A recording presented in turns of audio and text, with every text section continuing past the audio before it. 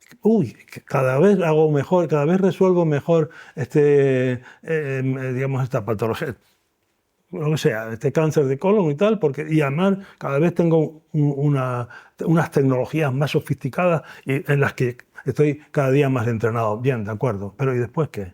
Es decir, después lo que vas a tener es una persona de la que probablemente te vas a seguir ocupando de una manera sistemática, sí, pero muy ocasional, y de la que no sabes, prácticamente no tienes muy poca información y no sabes casi nada.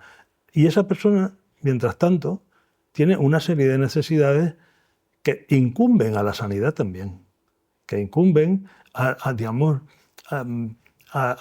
a ese saber que se supone que debemos tener los médicos y que, sin embargo, cada vez empleamos menos y cada vez nos importa menos. Esta es la triste realidad. Entonces, el desafío sería no dejar que el planeta siga a la deriva porque queramos obtener un confort a corto plazo y no digamos, pensemos en lo que va a pasar en el futuro con ese planeta, el planeta llamado ser humano, ¿no? Porque yo creo que son perfectamente relacionables y asimilables los dos problemas. Si no vemos el conjunto, estamos perjudicando a la persona, estamos perjudicando al planeta. Explicaste muy bien un momento trágico que había sucedido en el hospital.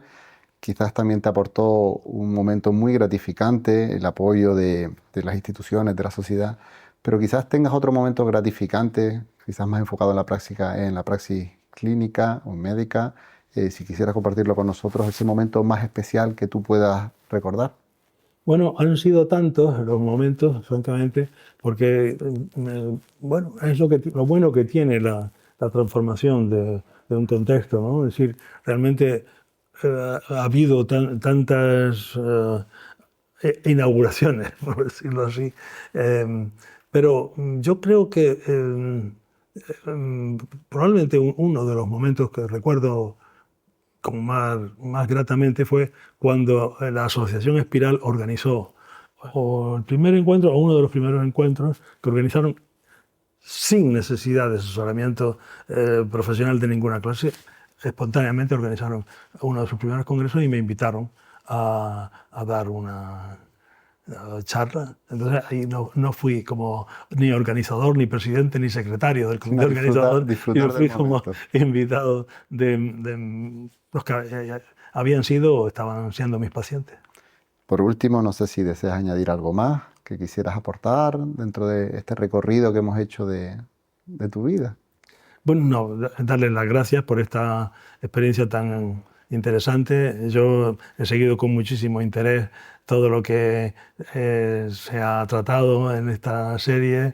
Me ha gustado enormemente algunas cosas que he escuchado de mis compañeros y bueno, pues la verdad es que me siento extraordinariamente honrado de estar en compañías tan ilustres. Muy bien, Rafael, pues muchas gracias por estar aquí, por compartir tu vida profesional, un poquito de la personal y muchísimas gracias y sabes que el Colegio de Médicos es tu casa. Muchas gracias a ustedes.